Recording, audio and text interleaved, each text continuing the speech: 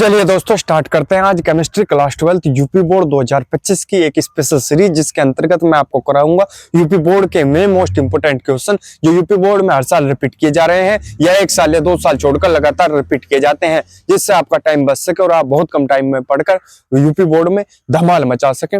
दोस्तों अगर आपको यही नहीं पता होगा कि कौन सा क्वेश्चन ऐसा है जो यूपी बोर्ड में हर साल रिपीट किया जाता है या 1 साल या 2 साल छोड़कर लगातार रिपीट किया जा रहा है, तो आप अच्छे से तैयारी नहीं कर पाएंगे और इसका नतीजा ये होगा कि आप ज्यादा पढ़ने के चक्कर में जो इंपॉर्टेंट टॉपिक है में आप छोड़ देंगे। तो इस समस्या को देखते हुए मैंने अध्ययन किया है अनसोल्ड पेपर का, जिसमें मैंने अध्ययन किया है पिछले 5 से 7 साल के जो पेपर हैं यूपी बोर्ड में आए हुए उन सब का। तो मैंने एक ही बात पाई है कि जो यूपी बोर्ड है वो हर साल 95% पेपर जो पिछले क्वेश्चन पेपर हैं उनसे ही रिपीट करता है।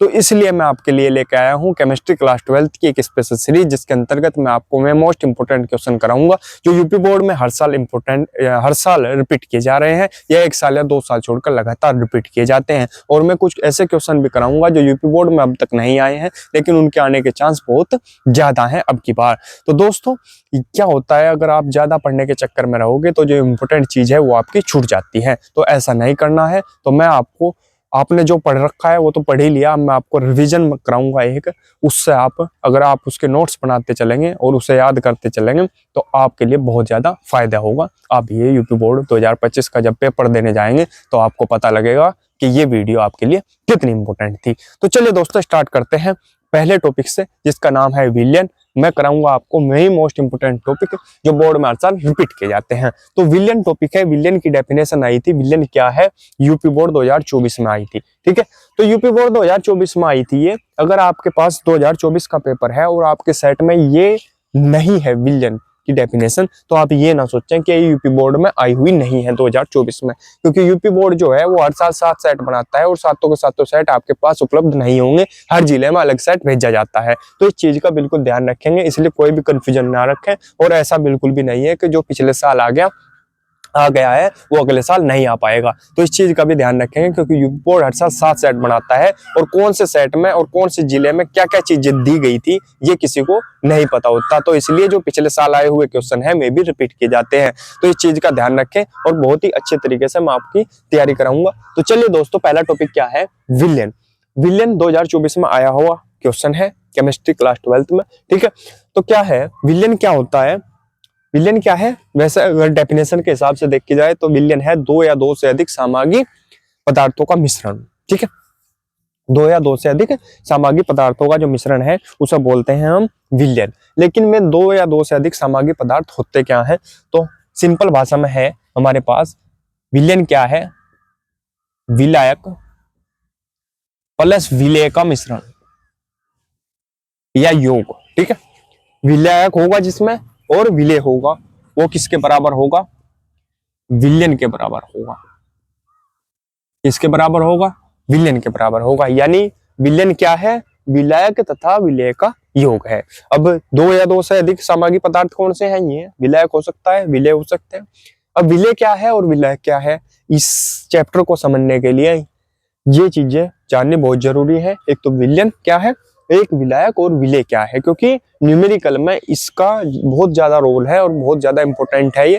ठीक है, क्योंकि अगर ये नहीं पता होने का विलियन, विलेय और विलायक, तो आप ये चैप्टर नहीं कर पाएंगे बिल्कुल ही।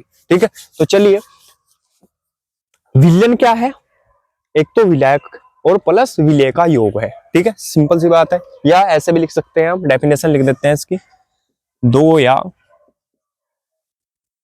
2 से अधिक सामग्री पदार्थों का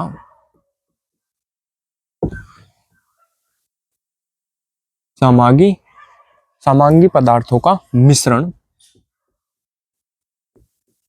विलियन कहलाता है। विलियन कहलाता है। ठीक है, यहां तक 2 या 2 से अधिक सामग्री पदार्थों का मिश्रण विलियन कहलाता है। ठीक है, ये हो गया। अब क्या करते हैं, विलायक क्या है और विलेय क्या है ये चीज समझेंगे। विलायक, अब 2 चीज है, विलियन किससे बनता है, एक तो उसमें विलेय होगा और एक होगा विलायक। विलायक क्या होगा, जो लिक्विड फॉर्म में होगा, मतलब जैसे पानी हो गया। ठीक है, पानी क्या है, विलायक है। मान लिए विलायक क्या है, पानी है। ठीक है, पानी हो गया विलायक। और विलय क्या होगा, जो इसमें घोलेंगे हम तभी तो विलयन बनेगा। जैसे चीनी होगी, चीनी मान लो, तो जो चीनी और पानी का जो मिश्रण है, ठीक है, उसे क्या बोल लेंगे, विलयन। पानी और जो चीनी का मिश्रण है उसे क्या बोल लेंगे, विलयन। ठीक है, यहां तक। तो विलायक क्या है, जो लिक्विड फॉर्म में होगा, और विलय क्या है, जो वैसे ठोस में होगा। ठीक है, अब क्या होगा, अब पानी है। अब एक चीज और ध्यान रखेंगे, विलयन में जो है, जब विलयन बनाएंगे हम तो उसमें विलायक अधिक मात्रा में होगा। क्या होगा, अधिक मात्रा में होगा, इसकी अधिक मात्रा होगी, और विलय की कम मात्रा होगी, ये कम मात्रा में उपस्थित होगा। ठीक है, क्यों होगा ये कम मात्रा में उपस्थित, देखो अब अगर हमने 100 ग्राम तो पानी लिया एग्जाम्पल के तौर पर मान लो, और उसमें 200 ग्राम चीनी डाल दी, तो क्या उसका विलयन बन पाएगा, तो उसका घोल बना दोगे, नहीं बनने का। क्यों नहीं बनने का, क्योंकि जो विलय है वो ज्यादा हो गया। जब ठोस ज्यादा हो गया, लिक्विड कम है, तो विलयन कैसे बन जाएगा, नहीं बनने का। तो इसलिए जो विलायक है उसकी मात्रा विलयन बनाने में अधिक मात्रा में ली जाती है। तो इस चीज का ध्यान रखेंगे, न्यूमेरिकल में बहुत ज्यादा यूज होगा इसका। तो जो ज्यादा दे रखा होगा वो है विलायक का द्रव्यमान होगा। ठीक है, और जो कम दे रखा होगा वो विलय का द्रव्यमान होगा। ठीक है, उसी से पता लग जाएगा जो कम मात्रा में है और जो ज्यादा मात्रा में है। ठीक है, तो हमेशा विलयन में जब विलयन बनाएंगे हम, विलायक अधिक मात्रा में होगा। ठीक है, तो इस चीज का ध्यान रखेंगे, बस इतना समझना काफी है इसके लिए। ठीक है, और विलायक की अगर डेफिनेशन लिखनी हो और विलय की अगर डेफिनेशन लिख दी हो तो क्या लिखेंगे, विलायक क्या है, विलायक वह है जो विलयन में अधिक मात्रा में उपस्थित होता है, विलायक कहलाता है। और विलय क्या है, विलय क्या है, विलय वह है जो विलयन में कम मात्रा में उपस्थित होता है, विलय कहलाता है। सिंपल सी बात है। ठीक है, तो इतना समझेंगे। अब चलेंगे आगे, अगला टॉपिक। चलिए दोस्तों, अगला टॉपिक देखेंगे क्या है हमारे पास, मोलरता या ग्राम अणुकता भी सही बोलते हैं। 2016 और 2024 में आया हुआ क्वेश्चन है। ठीक है, तो क्या हुआ, पिछले 1-2 साल से क्या हुआ, कोर्स कम हो रहा। ठीक है, पिछले साल कोर्स कम हो गया था इसका, तो इसलिए ये 24 में आया हुआ है। ठीक है, मतलब जब कोर्स कम हो गया तो ज्यादा चैप्टर कट गए, तो क्या होगा, तो जो चैप्टर रह रहे उन्हीं से दिया जाएगा सारा। तो अब ये ना सोचो कि 24 में आया तो बस आने का नहीं, तो इस चीज का भी ध्यान रखेंगे, कंफ्यूजन में बिल्कुल नहीं रहेंगे। ठीक है, जो मैं कराता जा रहा उन्हें क्या करेंगे, उनके नोट्स बनाते चलेंगे और उन्हें याद करते चलेंगे। ठीक है, तो क्या है पहला दूसरा टॉपिक क्या है, मोलरता या ग्राम अणुकता। ठीक है, क्या है, ये पहले ही लिख दिया मैंने जिससे टाइम बच सके। ठीक है, तो क्या है, किसी विलयन के 1 लीटर आयतन में उपस्थित है, किसी विलयन के 1 लीटर आयतन में उपस्थित विलय पदार्थ के मोलों की संख्या। विलय क्या है, मैंने बताया, जो कम मात्रा में होगा विलयन में, विलय पदार्थ। ठीक है, जो घुला हुआ होगा। ठीक है, और जिसमें घुलेगा वो होगा विलायक। ठीक है, तो विलय पदार्थ के मोलों की संख्या को, विलय पदार्थ कितने मोलों की संख्या है उस विलयन की मोलरता कहते हैं। ठीक है, जितने विलय पदार्थ के जितने मोल होंगे उसे, उनकी जो संख्या होगी उसे क्या बोलेंगे हम, मोलरता कहेंगे विलयन की। ठीक है, इसे m से प्रदर्शित करते हैं। और कैसा निकलेगी ये भी मैं बताऊंगा। विलयन की मोलरता का फॉर्मूला बराबर होता है विलय पदार्थ के मोलों की संख्या, विलय पदार्थ के मोलों की संख्या बटे विलयन का आयतन, बटे क्या, विलयन का आयतन। अब विलय पदार्थ के मोलों की संख्या कैसे निकाल लेंगे, ये निकलेगी उसके द्रव्यमान से। तो क्या होगा, ये तो फॉर्मूला हो गया मोलरता निकालने का, लेकिन ये भी तो चाहिएगा, ये होना चाहिए हमारे पास, और ये भी होना चाहिए विलयन का आयतन। तो विलयन का आयतन उसने दे रखा, विलय पदार्थ के मोलों की संख्या हमें निकालनी, अगर दे रखी तो अच्छी बात है, अगर नहीं दे रखी तो निकालनी पड़ेगी। और निकलेगी कैसे है, विलय पदार्थ के मोलों की संख्या का फॉर्मूला ये है, विलय के मोलों की संख्या n बराबर होगा विलय पदार्थ का द्रव्यमान। अब उसमें देखना पड़ेगा कि विलय पदार्थ का द्रव्यमान कितना है, और विलय पदार्थ का द्रव्यमान अगर विलायक का भी दे रखा और विलय का भी दे रखा, तो उसमें जो सबसे छोटा द्रव्यमान होगा, मान लिया एक दिया हुआ उसमें 5 ग्राम, एक दिया हुआ उसमें 10 ग्राम या 8 ग्राम, तो 5 ग्राम वाला जो होगा वो विलय पदार्थ का द्रव्यमान होगा। ठीक है, तो इसलिए ये क्या होगा, इसलिए बताया था मैंने, विलय और विलायक इसलिए जरूरी है, विलय पदार्थ का द्रव्यमान बटे विलय का मोलर द्रव्यमान या आणविक द्रव्यमान भी उसे बोलते हैं। ठीक है, तो ये पहले हम ये निकाल लेंगे, फिर इसमें यहां रखेंगे और आयतन जो दे रखा होगा उससे भाग कर देंगे, तो हमारे पास निकल जाएगा विलयन की मोलरता। ठीक है, यहां तक। अब बढ़ते हैं अगले टॉपिक की तरफ। चलिए दोस्तों, देखते हैं अगला टॉपिक क्या है, मोललता। ये भी 2024 में पूछी गई थी। ठीक है, तो इन तीनों में से जो मैंने अभी कराया, विलयन, मोललता और मोलरता, इनमें से टॉपिक एक पक्का आएगा, चाहे वो कोई से भी सेट में आए, ठीक है। तो इस चीज का ध्यान रखेंगे और अच्छे तरीके से इनकी डेफिनेशन याद करेंगे। कुछ ज्यादा कुछ खास नहीं है उसमें। उसमें क्या था, 1 लीटर था, इसमें 1000 ग्राम है, इसमें 1000 ग्राम विलायक है, ठीक है। विलायक में घुले विलेय पदार्थ के मोलों की संख्या है, उसमें विलयन था, ठीक है। तो बस इतना ऐसा चेंज है। 1000 ग्राम विलायक में घुले विलेय पदार्थ के मोलों की संख्या को क्या कहते हैं, विलयन की मोललता कहते हैं। इसे एम से प्रदर्शित करते हैं। बहुत सिंपल सी डेफिनेशन है। 1000 ग्राम विलायक में घुले विलेय पदार्थ के मोलों की संख्या को, विलेय पदार्थ मैंने बता दिया क्या है, विलायक भी बता दिया मैंने क्या है, ठीक है, और विलयन भी बता दिया मैंने क्या है, ठीक है। स्टार्टिंग में बता दी वीडियो की संख्या को विलयन की मोललता कहते हैं। इसे स्मॉल एम से प्रदर्शित करते हैं। क्या होगा, सबसे पहले हमें निकालने पड़ेंगे विलेय के मोल। क्या निकालने पड़ेंगे, विलेय के मोल। तो विलेय के मोल कैसे निकलेंगे, विलेय पदार्थ का द्रव्यमान, यानी विलेय पदार्थ का द्रव्यमान देखना पड़ेगा। विलेय पदार्थ का द्रव्यमान कैसा पता लगेगा हमें, जब पता लगेगा जब छोटा दे रखा होगा, जो छोटा द्रव्यमान होगा वो विलेय पदार्थ का द्रव्यमान होगा, ठीक है। सिंपल सी बात है, न्यूमेरिकल निकालेंगे तब समझ जाएंगे हम, ठीक है। बटे विलेय का आणविक द्रव्यमान, आणविक द्रव्यमान को ही बोलते हैं मोलर द्रव्यमान भी, ठीक है। एक ही बात है दोनों, ठीक है, आणविक हो चाहे मोलर हो। तो ये रख देंगे हम, तो हमारे पास आ जाएंगे विलेय के मोल। अब विलेय के मोल हमने निकाल लिए, उसके बाद हमें निकालनी है विलयन की मोललता। तो विलयन की मोललता का जो फॉर्मूला होता है वो क्या होता है, विलेय के मोलों की संख्या। विलेय के मोलों की संख्या यानी ये जितनी आए, ठीक है, मान लिया ये जितने आगे, फिर उनकी ये यहाँ रख देंगे, जितने आए यहाँ पर हमने निकाल ले, यहाँ रख देंगे। और विलायक का जो द्रव्यमान है, विलायक का द्रव्यमान कैसा पता लगेगा, न्यूमेरिकल में जो ज्यादा मात्रा में दिया हुआ होगा वो विलायक का द्रव्यमान होगा, ठीक है, समझ गए। और गुणा 1000, ठीक है, यहाँ तक क्लियर हो गया। अब इसका स्क्रीनशॉट ले लेंगे, फिर अगला टॉपिक करेंगे बहुत ही आसान तरीके से, जल्दी जल्दी। चलिए दोस्तों, मोस्ट इंपोर्टेंट टॉपिक देखते हैं इसका। अब क्या है अगला, मोल प्रभाज्य या मोल अंश। 2022 और 2024 में आया हुआ है यूपी बोर्ड के, और ये डेफिनेशन आई हुई है सिर्फ 2022 और 2024 में, लेकिन इसके न्यूमेरिकल हर साल पूछे जाते हैं, इसलिए इसे समझना बहुत जरूरी है, मोस्ट इंपोर्टेंट है। इसके फॉर्मूले को समझना कि कैसे क्या और कैसे यूज होता है इनका न्यूमेरिकल में, ठीक है।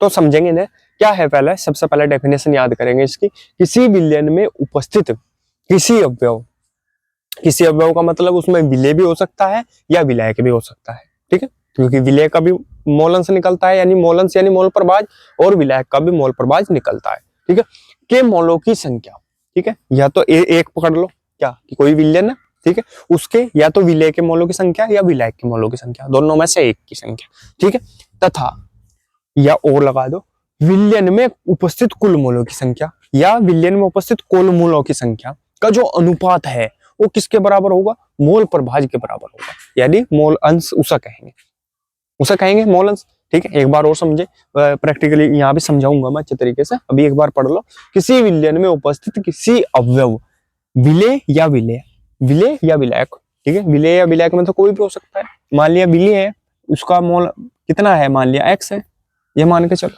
दोनों में से एक ले लिया, उनका कितना है x है, ठीक है, के मोलों की संख्या, मान लिया मोलों की संख्या विलेय ले लिया हमने, विलेय के मोलों की संख्या x है, ठीक, और विलयन में उपस्थित कुल मोलों की संख्या। अब विलयन में उपस्थित देखनी कुल मोल कब होंगे, जब विलेय प्लस विलायक दोनों को जोड़ा जाएगा तब होंगे कुल मोल, ठीक है, क्योंकि विलयन कब बनता है, विलेय प्लस विलायक से। और विलेय के अगर हमारे पास है और कुल मोल निकालने हैं तो क्या करना पड़ेगा, विलेय और विलायक के जितने भी मोल हैं उन्हें टोटल करना पड़ेगा, ठीक है, तब कुल मोल निकलेंगे। और कुल मोल हमने मान लिया यहाँ पे 2x है, ठीक है। तो इनका जो अनुपात है, संख्या के अनुपात को उस विलयन के उस अवयव का मोलंश कहते हैं, उस विलयन के उस अवयव से मतलब ये विलेय का निकाले तो विलेय, विलायक का निकाले तो विलायक, ठीक है, का मोलंश कहते हैं। अनुपात क्या होगा, बटे, इसी तो अनुपात बोल लेंगे, ठीक है। तो इनका एग्जांपल के तौर पर समझाया मैंने, इनका जो अनुपात है वो क्या कहलाएगा, मोलंश कहलाएगा, किसका, विलेय का, क्योंकि विलेय को हमने x मानना, ठीक है, इसे पराये x से व्यक्त करते हैं, ठीक है। ये तो मैंने वैसे एग्जांपल लेकर समझाया था, ठीक है, क्लियर यहाँ तक। अब फॉर्मूले देखेंगे, इन्हें पुट कैसे करेंगे। अब क्या है डेफिनेशन, हम इससे बना सकते हैं, मोलंश बराबर अवयव के मोलों की संख्या बटे मिश्रण में कुल मोलों की संख्या। इन दोनों का जो अनुपात है वो किसके बराबर होगा, मोलंश के बराबर होगा। क्या लिख सकते हैं, अवयव के विलयन में उपस्थित किसी अवयव के मोलों की संख्या तथा मिश्रण में कुल मोलों की संख्या के अनुपात को क्या बोलते हैं, मोलन्स कहते हैं। तो फॉर्मूला से भी डेफिनेशन बन जाएगी आसानी से, ठीक है। अब आ जाओ, यदि किसी विलयन में विलेय के Na मोल है, ठीक है, क्या है, यदि किसी विलयन में विलेय के तो कितने मोल है, Na है, और विलायक के Nb मोल है, ठीक है। बी सब्स्टिट्यूट में है नीचे, भाई यहाँ भी नीचे मोल में घुले हूं, ठीक है। सिंपल सी बात है कि ये Na है विलेय और ये विलायक Nb है। तो इनके टोटल निकाल लेंगे जब हम, कुल मोलों की संख्या कितनी होगी विलयन में, क्योंकि विलयन दो चीजों से मिलकर बनता है, विलेय प्लस विलायक है। अब विलेय के मोल Na है और विलायक के मोल Nb है, तो टोटल जोड़ दो दोनों को, तो कुल मोलों की संख्या कितनी आ जाएगी हमारे पास, Na प्लस Nb। तो ये लिख दिया, कुल मोलों की संख्या होगी Na प्लस Nb। अब इसने क्या कहा कि जिस अवयव के हम मोल निकाल लेंगे, जिस अवयव के भी हम मोल अंश निकाल लेंगे, तो उस अवयव को लेंगे, ठीक है। मान लिया विलेय के मोल अंश निकालने, हमें विलेय के मोल अंश को प्रदर्शित करेंगे x से, ठीक है, सिंपल बात, प्रदर्शित करते हैं। तो विलेय के मोल अंश x से निकालना है हमको, हम क्या ले रहे विलेय, तो विलेय को क्या मानना हमने यहाँ Na, तो ऊपर आएगा Na, ठीक है। और नीचे किसका अनुपात, किसका अनुपात रखेंगे नीचे, किसका योग होगा, कुल मोलों की संख्या का, ठीक है, कुल मोलों की संख्या का अनुपात। तो कुल मोलों की संख्या कितनी है, Na प्लस Nb, ठीक है, क्लियर। अब आ जाओ विलायक के, यहाँ विलायक के भी लिख लो, विलायक के मोल, विलायक के मोल अंश, ये कितना होगा, इसे मान लो XB मान लेंगे सर। विलायक के ले रहे, लेकिन विलायक के मोल कितने हैं यहाँ, Nb है, तो Nb ले लो।